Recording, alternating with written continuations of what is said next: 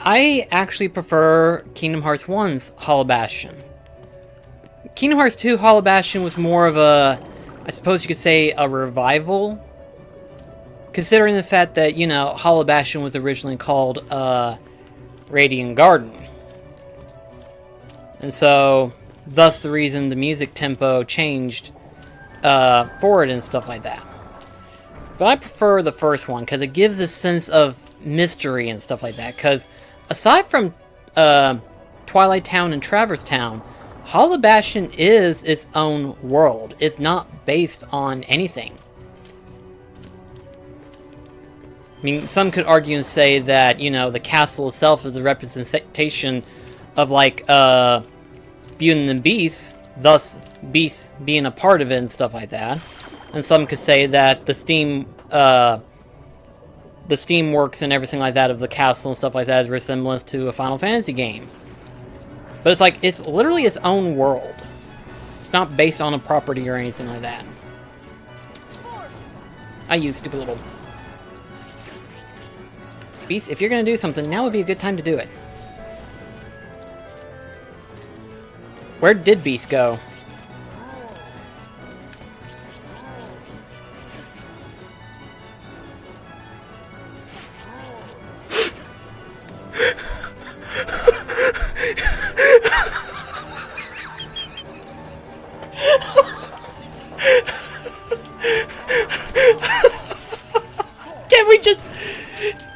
Can we stop long enough and just say this? The poor guy, there he goes.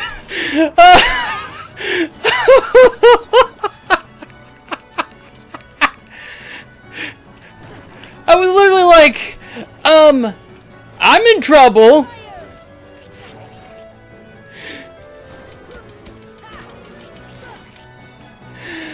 Oh gosh, that was crazy.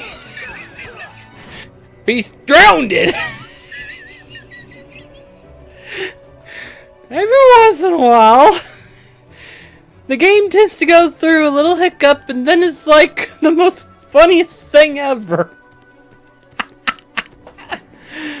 Oh gosh. I don't think we're gonna see something like that. I don't think so. Unless they feel a need to. Personally, I'm kind of glad that they did add a Three Musketeers, because Three Musketeers is my absolute favorite direct-to-DVD, I suppose you could call it. It was never released in theaters, sadly. But it was one of my personal favorites. I love that. Fantasia, not a big fan of it compared to most people, but it was still cool just to see it in Dream Drop distance anyway. I think, ultimately, Kingdom Hearts 4 is going to be the one game where all the rules are going to be broken. All the rules. Whatever rule they had for Kingdom Hearts to begin with, in terms of like what can be a world and what can't be a world, we're essentially going to see that it doesn't matter because Sora's in a different universe altogether.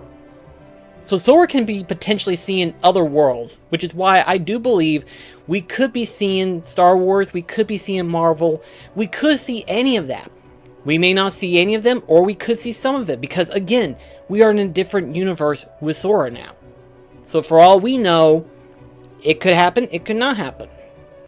I would say yes. I would say that would be literally the little transition of what just happened to Riku and stuff like that. Because Ansem, Seeker of Darkness, let's be more specific, Ansem, Seeker of Darkness, literally is just darkness. Literally, by the time he goes into possession of Riku, he is just pure darkness. I mean, he's a heart, but he's pure darkness encoded in darkness. Which, that's going to be confusing trying to explain that now that I think about it, but I'm going to do my best to explain it the best I can. Because there is that transition between Heartless and Nobody thing, you know, where... Because see, in his robe form, he is just a heart. He is cloaked in darkness record, but he is a heart nonetheless. He has no body. He has no form whatsoever.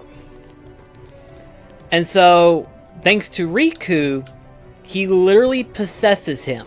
By using the dark powers that he has, he was able to control Riku's body and thus become the Ansem Seeker of Darkness that we are familiar with today. We won't get into that part until Kingdom Hearts 2. And that's a whole nother can of worms to open. Next to the time manipulation thing. Ooh. I think that was two big story elements that was hard to explain during Kingdom Hearts' lifespan. Is the whole Ansem duplication thing and Heartless and Nobody stuff, and then Dream Drop Distance time manipulation. And it's like, what? That was definitely a messed up time for us all. But back to the whole thing. Because see, reason why Ansem, Seeker of Darkness, looks like he does is because of possessing Riku. It's because of possessing Riku he was able to attain a body form to begin with. And even though in his Heartless self he still looks like Xehanort when he was younger and stuff like that, it is still the factor that he was able to control Riku and possess his body that he was able to transform it into his Heartless self. I would sometime argue against it, because the problem with the time travel thing isn't so much how it affects the world and everything like that, should you interfere with it and stuff like that, because they handle that part just fine. It's whenever you decide to tweak it just a slight bit differently in order to make it sound interesting. You know what I mean? There's been 2 times where Square Enix, and it's conveniently enough Square Enix that makes it more complicated than it needs to be, they do one tiny little slip. Because see, in Kingdom Hearts 2, they actually do time travel. It's not mentioned, but they do go back in time. But it's through like a normal means, where they just open up a doorway to the past, and there you go, you're done. You don't have to separate your body or anything like that. They never go into detail about it. They just say, step through this door, you're immediately in the past. Simple, right? The way they explained it in Dream Drop Distance literally takes a whole nother turn of explaining things, because essentially what it is, they have to explain, okay, they're coming to the future, but they can't retain memories of what they've learned from the future to take it to the past. Because if by doing so, they would interfere with the future, because they know of what all was going to happen and stuff like that. And that's where it becomes very sticky. Same way with if... Okay, another example was Maleficent, actually. Maleficent, after this game, literally after this game, her heart gets transported... Somehow it gets transported to the past. It gets transported to the past. But then, when she comes back to Kingdom Hearts 2, she has no recollection at all as to what has happened. She has no memory of how she got to the past and how she got to the present, which is Kingdom Hearts 2 at the time. She has no memory of it, but it's edged in her heart, which means her heart feels a heavy desire of wanting something, which is the Book of Prophecies. And she doesn't realize this except until Recoded HD. It's not mentioned in Recoded the game, but during the HD cutscenes, they've added a new cutscene into that portion where Maleficent miraculously gains knowledge about the Book of Prophecies. And then it's like, what? So the whole time travel thing is not hard to follow, but it's hard to get around. You know what I mean? It's hard to get your head wrapped around the idea of like, okay, what just happened? What? We'll actually get into that whenever we get to that point, because that actually, that's actually in Recoded. But essentially, somehow Pete gets sucked in to the data realm, because by some accidental glitch, so does Mickey, Donald, and Goofy. They somehow get warped into the data realm. And so Pete does. Because Pete has the ability to enter into Disney Castle. By some miraculous means, I suppose. I don't know. I mean, he is a citizen of the Disney town, so therefore he can come back into it, kind of like sneaking around and stuff like that. I mean, this is Pete. He's crazy like that. He's weird. But anyway, so because of what happens during that point, Pete ends up being stuck in the data realm. And since Maleficent has ties to Pete, Maleficent could just open up a door to darkness whenever she wants to, so long as Pete is there. If Pete can get into that world, Maleficent can too. I don't know why she couldn't do that in Pride Lands, but, you know, that's a whole different can of worms altogether. But yeah, because Pete was there, so too could Maleficent. That is the best way that I can explain it, probably. Is that because of Pete interference to get into Disney Castle and stuff like that, once he got into the data realm, so too could Maleficent. I was too busy trying to explain Kingdom Hearts lore. I think that's my only good thing that I can do, is explain the Kingdom Hearts lore. I mean, I love the series so much, but even I have a headache trying to explain it sometimes in simpler terms. It's like, how do you go about explaining Kingdom Hearts? You don't. I mean, oh god, my head just went into that area. My head just opened up a big thing and was like, well, she could be a giraffe. And it's like, why did you open up to that? Why? Why did that open up in my head? Is like, Maleficent could be a giraffe. Yep.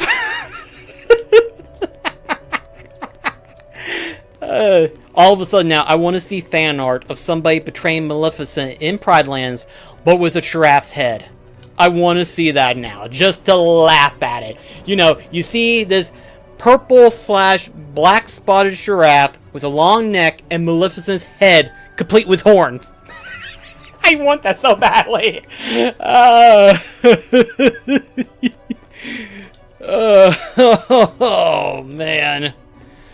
Okay, let's just get back into trying to solve this puzzle, because for some reason I have not opened up that freaking door thing. It's like all of a sudden, where did that piece go?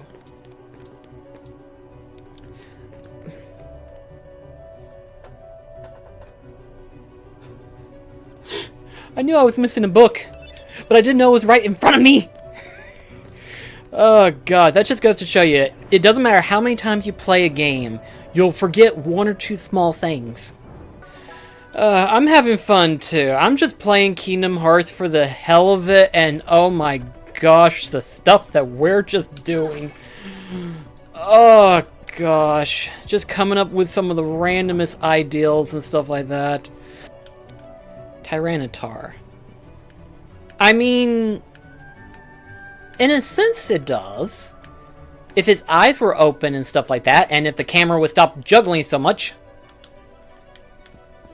There's a way to get into first person. There we go. All of a sudden it's not working as effectively. Hang on, we'll just do this real quickly and then we'll get a closer look at it. Because it kind of does. It kind of does look like Tyranitar.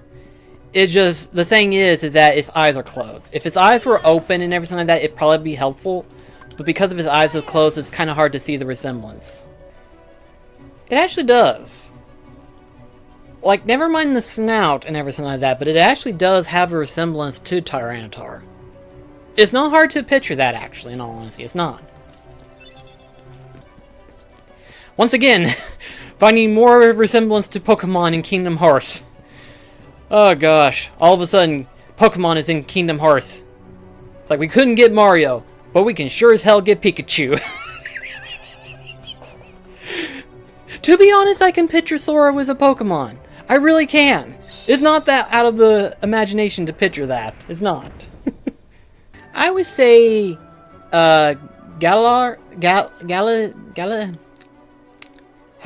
however, I'm Porky Pig, that's all, folks. However way you pronounce Gaily, there we go. Okay, Gaily. Ooh, my pronunciation, it's absolute garbage. I think it has more of a resemblance in that rather than Ghastly. I mean, yes, Ghastly and Dark Ball has like similar moveset in terms of like shrinking down and passing through objects and stuff like that, except for walls, of course. So it has that. But in terms of body style, I see more of,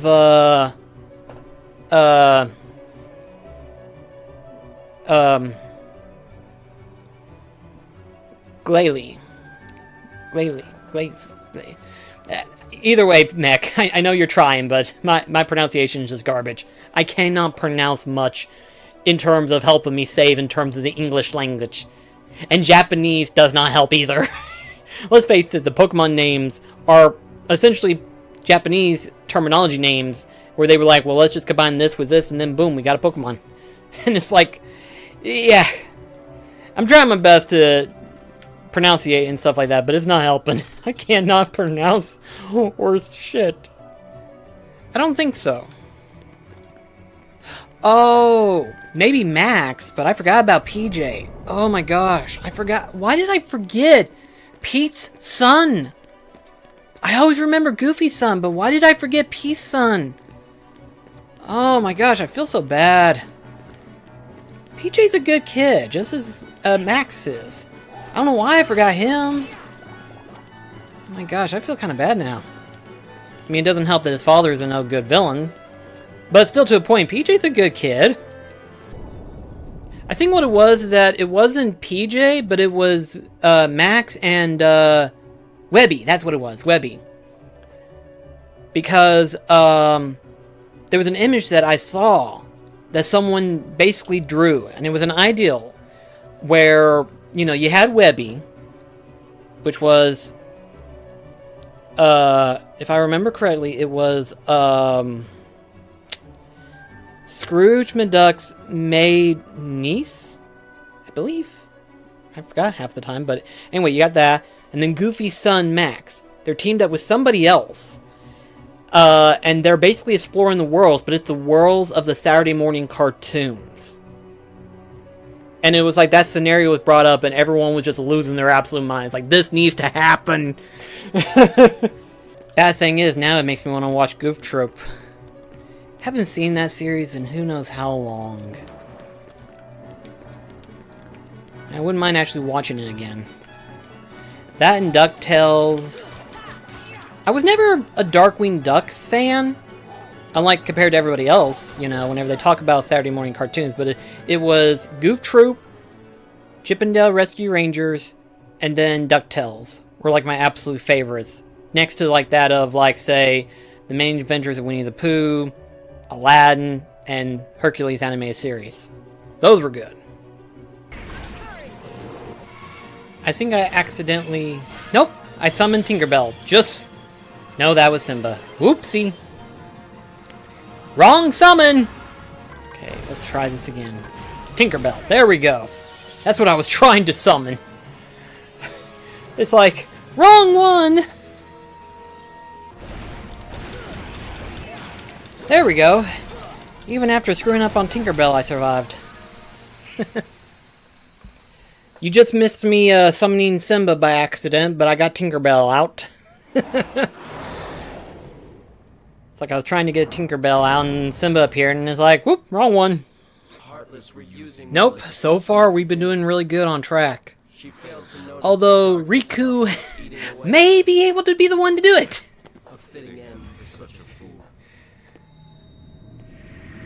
I mean, we're not on proud mode, we're on like normal and everything like that, but it's like, still, would have at least died by one at least by now. I think in terms of bosses that has the potential of like killing me and stuff like that, Maleficent Dragon Form is one of them, and then Riku being possessed by Ansem and stuff like that is another.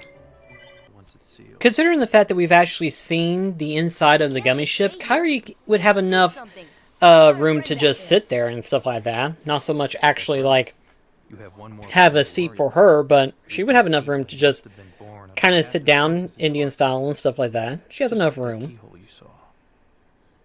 Of course, without Kairi's heart, it remained incomplete. Once that Keyblade was destroyed, the princess's hearts should have been freed. Don't worry. Mac, you have no idea what you just done. So, I just pictured not so much a gummy ship, but an actual car storing Beast in the back of it. And just picturing opening up the trunk and you just see Beast kind of like doing, doing, doing, doing, and just being cramped. That is the most funniest thing I've seen in my head, next to the Maleficent giraffe, which is still funny as heck.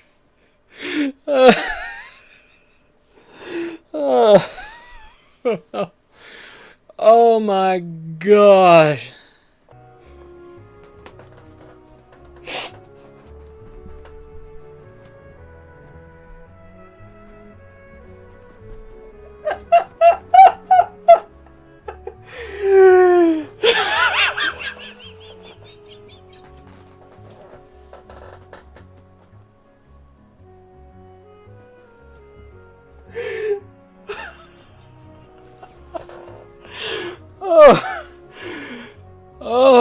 Mick, are you trying to kill me of laughing? It's like the weasel from Roger Rabbit. One of these days you're gonna die laughing. Oh man, we've come up with some crazy stuff so far in this stream, but I could just hear it. I hear it. I'm a giraffe.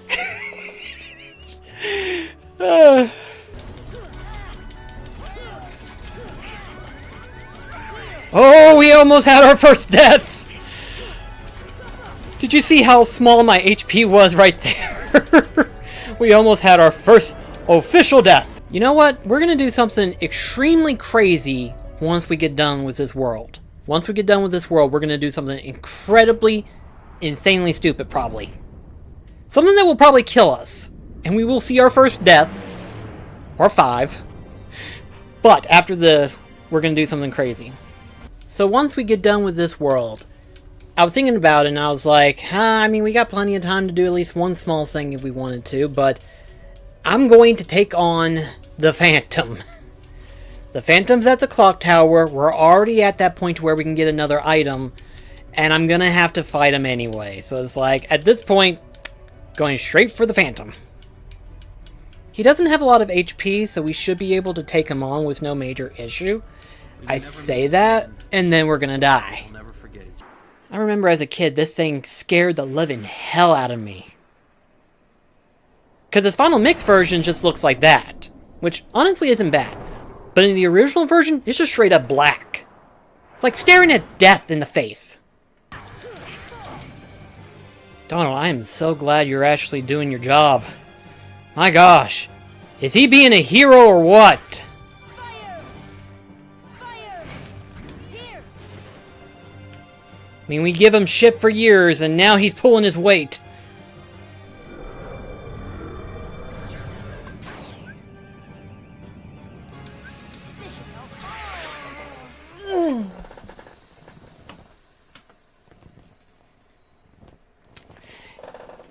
There was our first death, ladies and gentlemen.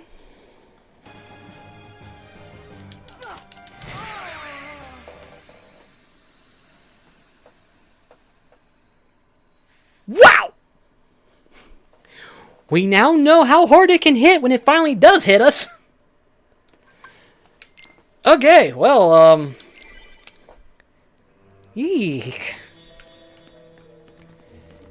Now I know why I wait towards the end to fight these things. This thing hits hard.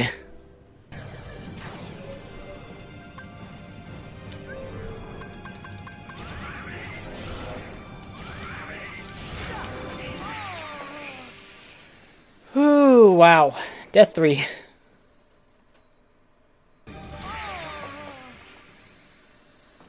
And with that, I think we'll have to end it for the night. 1 week later.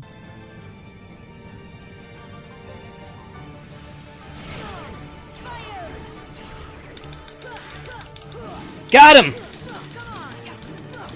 We got the Phantom, and without even losing a single party member. That did way better now.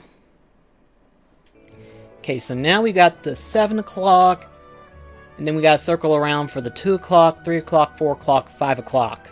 1 o'clock and all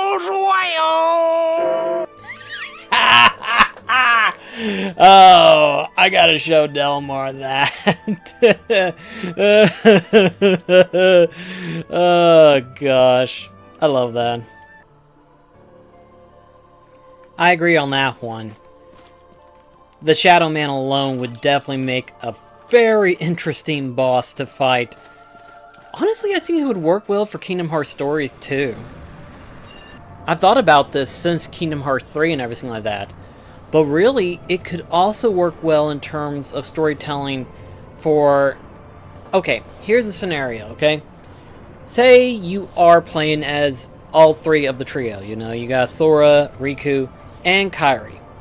While Sora and Riku are stuck in Quadratum in separate alternate realities and stuff like that, Kairi is still in the main realm, where she is visiting the other Disney worlds and stuff like that in order to become a master, so that way she can come and help Riku save Sora and stuff.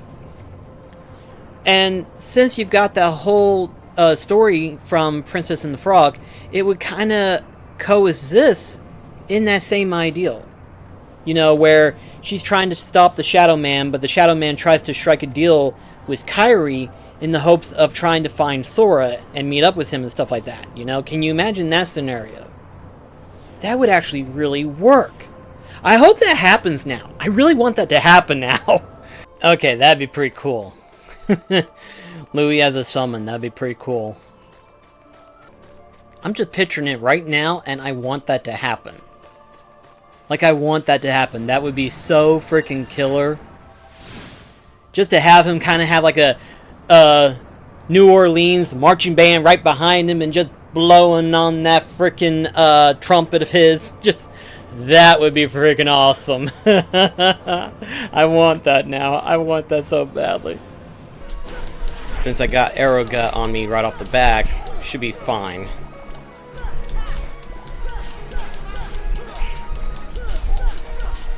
Oh yeah, we've already almost got his second bar out now. We've got this. Oh my gosh, this boss fight goes too quickly, I would have to say. That literally didn't take long at all. Level 70 would have made it a little bit challenging. I love Kirk Caesar to death, but I mean, I wish his HP was just a little bit longer. Maybe I should just switch Keyblades, maybe then it would have been a little bit different. I never get to enjoy Kirk Caesar as much as I should. But oh well. Things happen, I guess.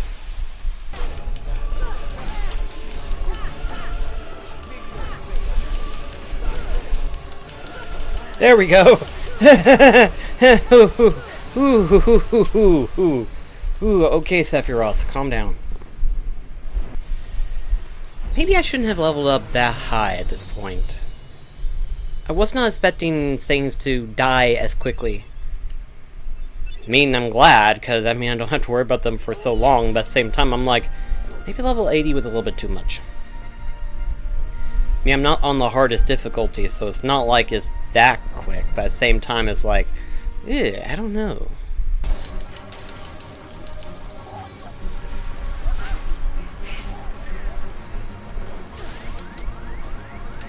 Ooh, okay, yeah. I forgot about that. I forgot about that ability. I forgot that ability. I forgot that ability! Eek.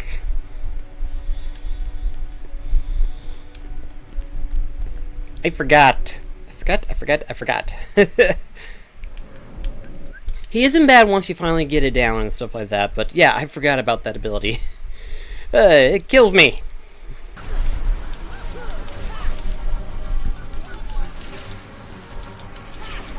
There we go!